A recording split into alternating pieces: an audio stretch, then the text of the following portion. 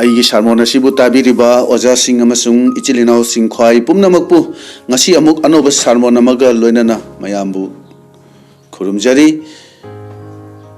ngasi gi numit asida igi sarmon asigi hiram ona thamjaba adudi mapung phaba haina thamjabani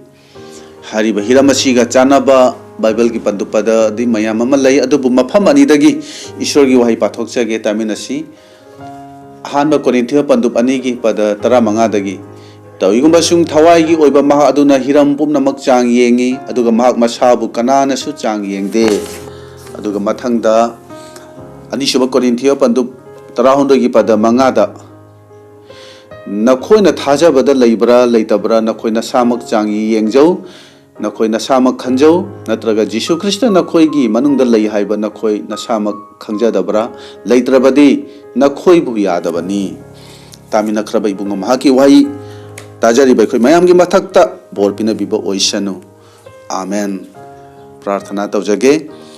wangthoi sengthoi raba sargada leibai pa ngasi numina sidana chana haidok chagadaba wahai singase prabhu ehak mapung phade matik chate ibunga gi thawai seng mana na chabu sokpi na chabu sijinabi haidok chagadaba wahai singase tagadaba khuding makta thawai gi oiba pangal thawai gi oiba bor phangba yaba adugumba wahai sing oihan biu haiduna prabhu jisu krista gi mingso anduna nijari bani amen kristana ma oina ekhoidagi bible na pambase mapung phaba haibasini mapung phaba haibasida mapung phaba haibasina punsigi hiram khuding da mai pakpa haibadu oiribani thawaida amasung prabhuda kaya mapung phaba no haibase mi amagi punsida mapung phaba mawang adu uraga khangba ngamibani aikoina khangba yabadi jisubu luna khanjaba mioi aduna mapung phaba mi oi jisugi athangbu magi niti niyom magi asengba punsi magi mafamda kathokjaba hariba sing asida maru oina amasung luna khanjaduna hingba punsi aduna mapung phaba punsi oiribani aikoina ningsingminaba yabadi aina Christian oribase hekta oiba natte aina jisubu kanbiba mapu oina thajanabagi damakta jisuna tawkhiba thabak sing adubu luna khanjaba aduga aina poktringai mamangdagi isorna aibu magi damakta magi plan gi damakta khandokhrabani haibasibu khangjaduna masibu luna khanduna hingliba punchi aduna mapung phaba Christian punchi oigadabani haibase masi aikhoi ningsingba phai chahi matangi matungi na mapung phaba oigadabani haibasidi masidi aidi kya yajan ningde jisu krista bu maru oina luna khanjaba sing aduna mapung phaba oigadabani jisu gi matang de khona khangi mak chahi tarani thoida surakpada ningna sangda shastra gi oja singa pharisi singa shastra gi matang da wari sanaba ikhoina ui ahal sing aduna khangdaba wahangi paukhum sing ado jisu na angang oirabasu makhoi adu da khumki aduna mi khara de chahi kun kundra natraga chahi nifu yankhaida khara madi chahi cham sura kanda mapung phaba yauri bani ikona khangi abraham na chahi marfutra ma pan sura kanda mangonda ishorna haibani maihoron pandup 33 ki pada amaduda ai emang thaduna chalu ayola ran tawganu masida haibase mapung phaba oyu haina haibani ngasi singlupta ikhoigi irakta mapung phada ba mi mayam amasu yauri mapung phada ba haibase krista da angang machagumbani maramdi ibriya pandu mangagi pada 18 dagi 30 asi masida hairi ai khoina na khoida haiga daba takpi gadaba yamna leiri adubu masi yamna lure ana hairi maramdi makhoina ishorgi asengba achumba du taba haite taba su pamde hairabasu kanaba phangde matamgi matungi na mi singbu tambiba ngamado matamasida makhoina kristagi ahubagi wadu amukka tambiba tari akan ba pot chaba da gidi sangom chaba na kana ba oirakle ana hari ngasi kristana ayam basingi marakta masigi phiba mase oiri bani singlupta ariba kristan mayam ama leiri makhoibu jisu kristagi maramda haurakpagi nauna thajarakpa mi amada wari sanabagumna sanaba tari adun akan ba pot natana sangom pijaba darkar oiri makhoi aduda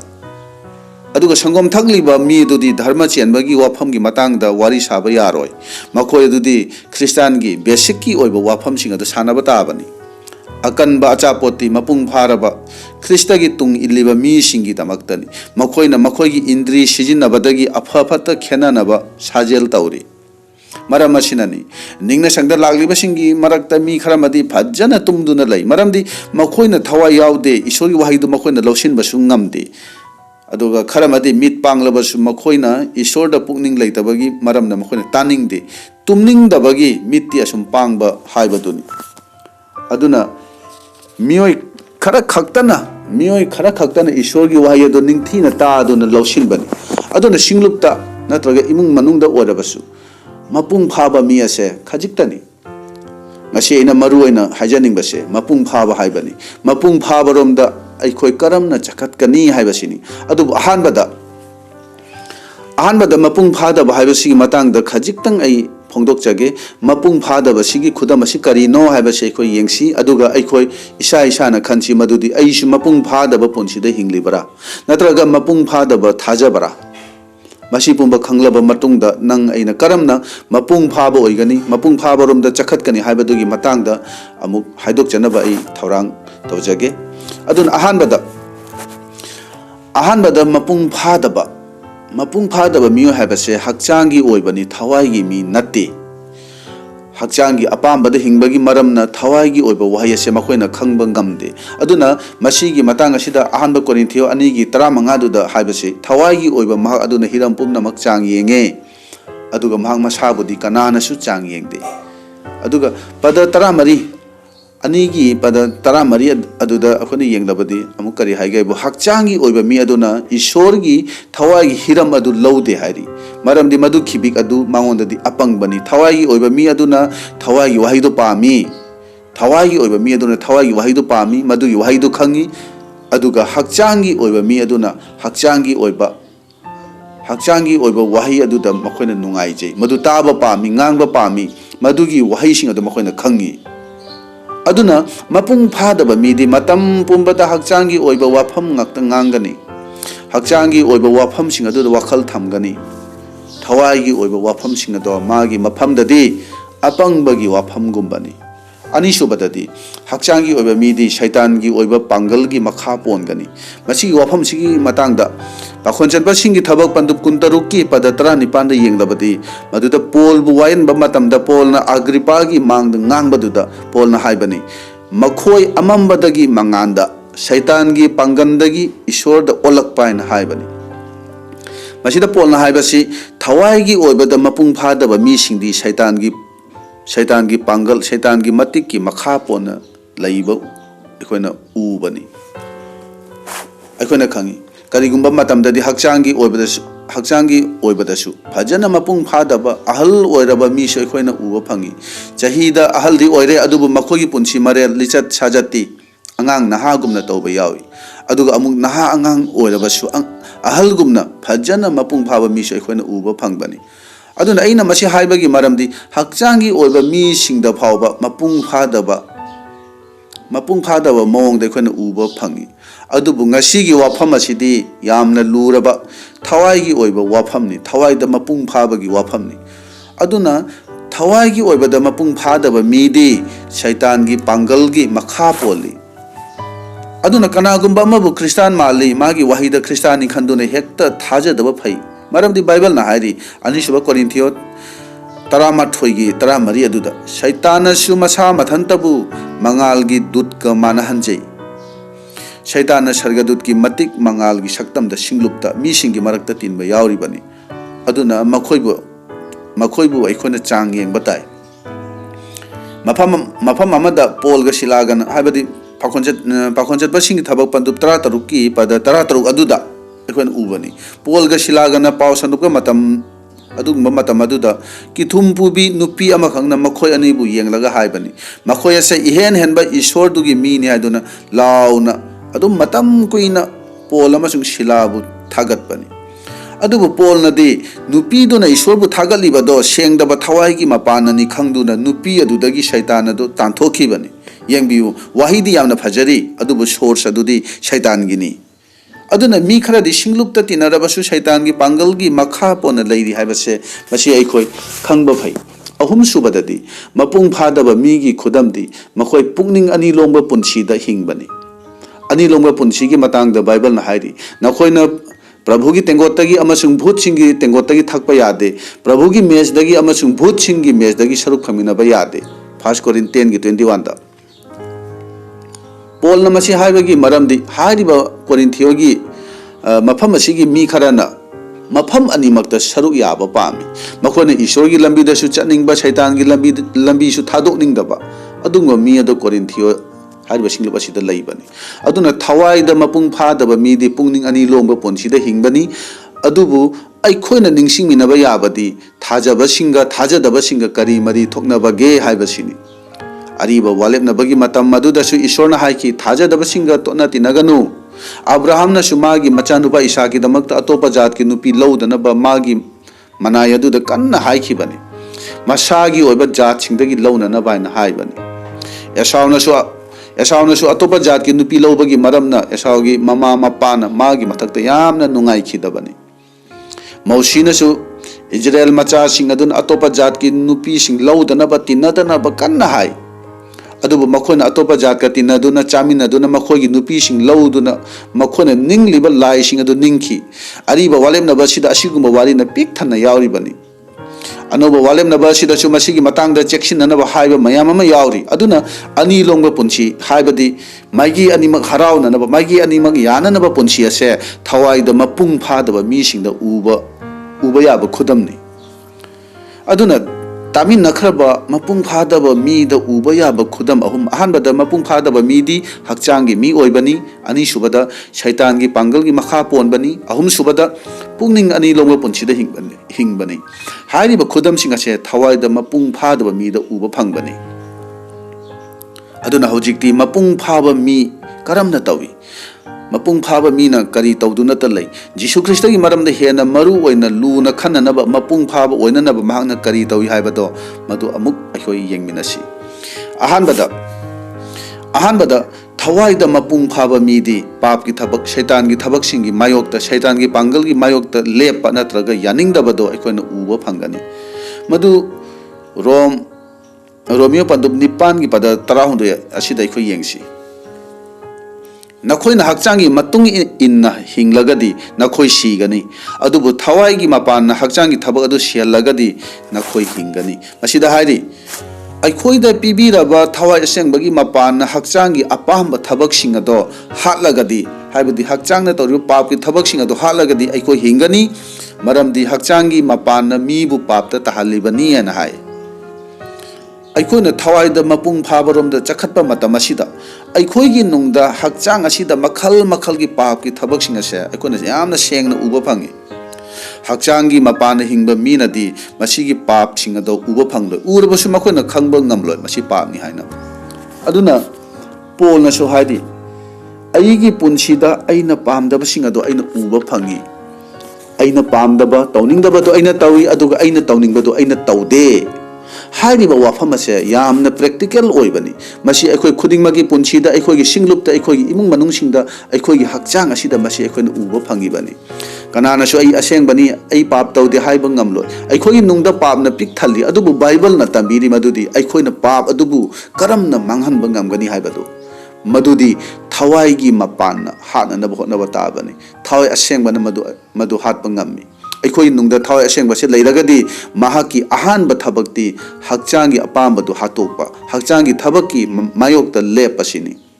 हक्चांगनदी मखल मखलगी पाप तौबा पामी अदुबु थवाइनदी मफम अदुदगी चेंथोकु हाइना हाइबनी जोसेफनसु पोटिफारगी नुपीगी हक्चांगी थबक अदो करिगुम्बा मतमददी महांगनसु येंगलंबा याइ अदुबु थवाइदा लैबगी मरमना थवाइ असेंगबगी खोंजेल अदो मदु ताबदगी महांगना चेंथोखिबनी नुपी अदुगी मायोक्ता महांगना लेपखि मदुगी महई ओइना Joseph अवाब खांखिबनी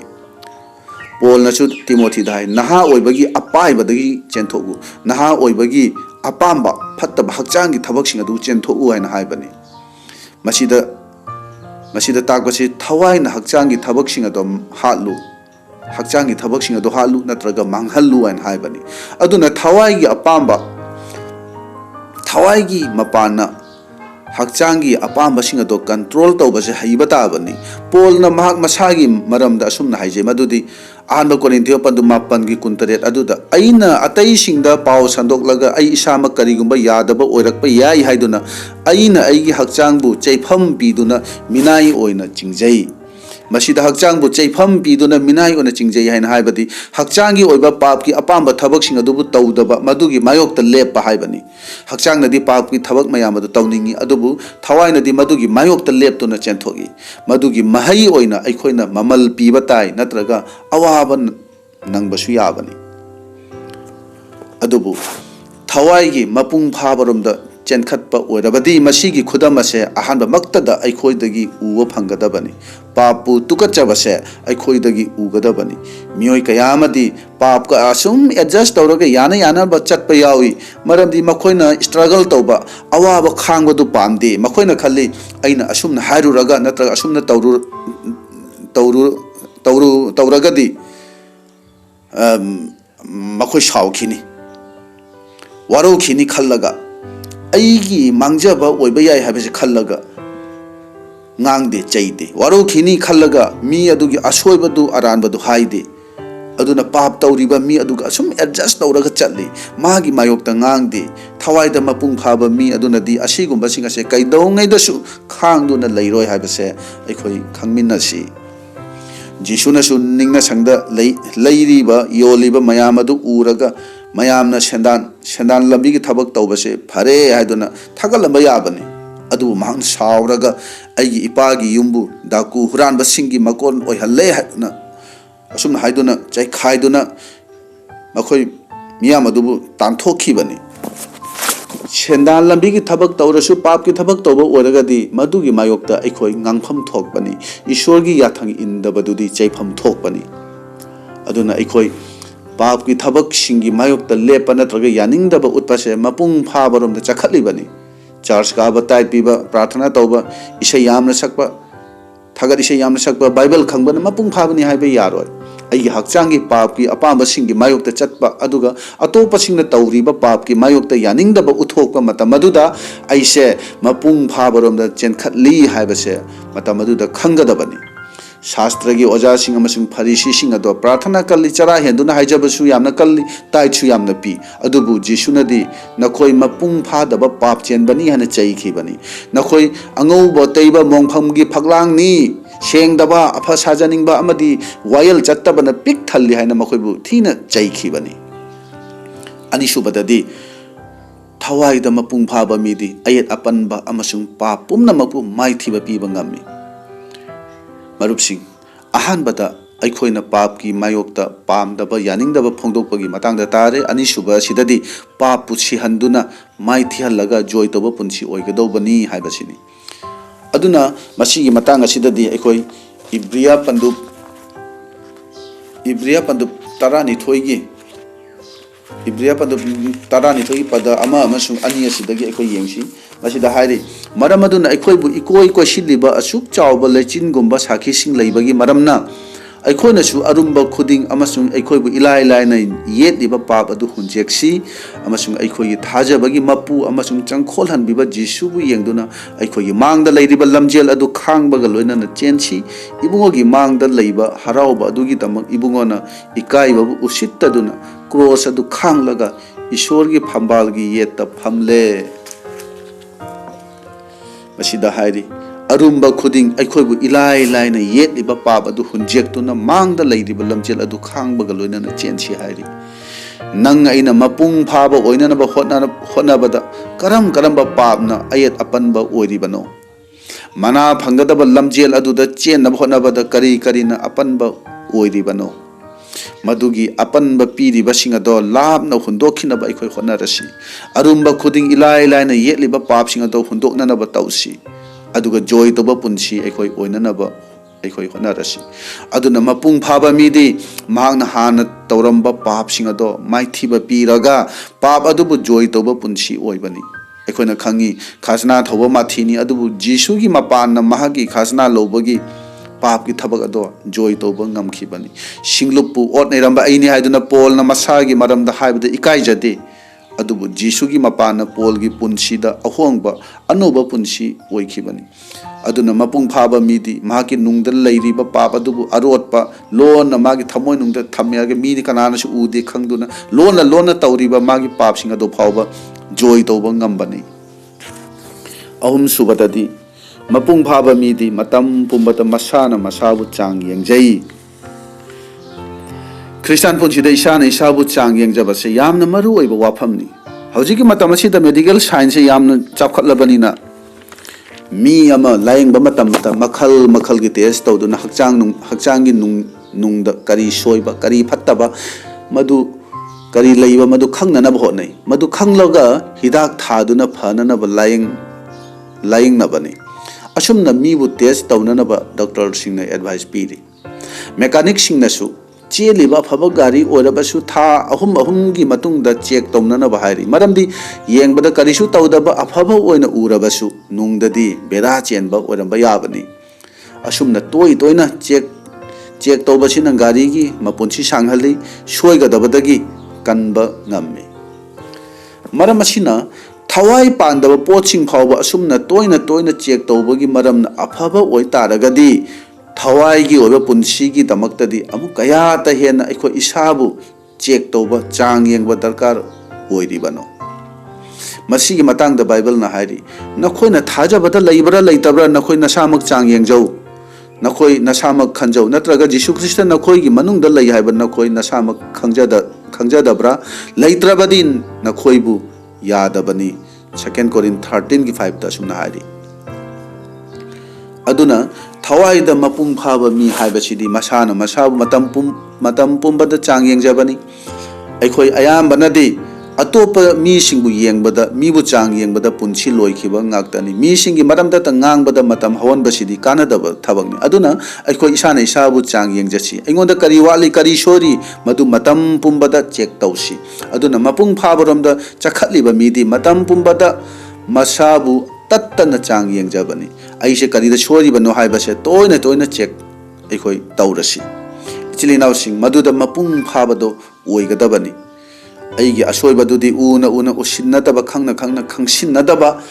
अदुगुंबा मी ओरबदी सिंगलुपता अवाबगी मसकनी अहलसिंगना हाइबनी तुमदबा मी हौदोकबा Y मदु अइखोइ ओइबा याबनी अरोइबा ओइना 2 Corinth 7 की 1 दा अइखोइ येंगसी मरम अदु नाचान बसा वालेपसिंग असि फंगजरबनिना अइखोइना इसा इथनतबु हक्चांग अमसुंग थवाइबु मोदहनबा पुम्नमक्तगी सेंगदोकचदुना ईश्वरबु कीबना असेंगबदु चंगखोनबा ओइहनसी मसिदाइरि हक्चांग अमसुंग थवाइबु सेंगदोकचौ मसिदी करमना सेंगदोकचगदगे अन हारगदी अइखोइ जीसुगी ईना सेंगदोकचगदबनी जीसुगी वाहिना जीसुगी थवाइना सेंगदोकचगदबनी अदुगा ईश्वरबु कीबना असेंगबदु चंगखोनबा ओइगदबनी अइगी पुंसीसे असेंगबगी लंबीदा चटली मपुंग फाबगी लंबीदा चटली हाइबसे अखोइ इसाना उथोकपा मी अतोपदा उथोकपा ngambataइ मसिनी मपुंग फाबा पुंसी मपुंग फाबा ख्रिस्टान पुंसी एन हाइबदो अखोइ वखल तौसी अयसिबु संगोम पामलिबरा नत्रगा अकनबा पोचाबा पामलिबरा अइगी चही मतांग असिदा अइना तौरिबा थबक पामलिबसि करिनो हाइबसे वखल तौरसी इसाना इसाबु चांग येंगजदुना अयसिबु मपुंग फाबरा नत्रगा मपुंग फादबा मीरा मसि खंदुना कोइ चेक तौबा हौरसी हक्चांगी ओइबा मी ओइदुना मपुंग फादबा मी अमगुमना शैतानगी मखा पोलिबा मीरा इसाबु चांग येंगसी इसाना इसाबु मपुंग फाबनी हाइना खंजरगदी ngasiगी तामिन नखरबा मपुंग फाबा मी अमदा लैगदबा ख्रिस्टगी अनिंगबा अपामबा ओरिबा वाफमसिंग असे लैरबरा हाइदुना अखोइ चांग येंगजरसी तामिन नखरबा वायसी ताजरिबा अखोइ मयामगी मथक्ता इबुगोना बोर पिने बिबा ओइरसनु आमेन।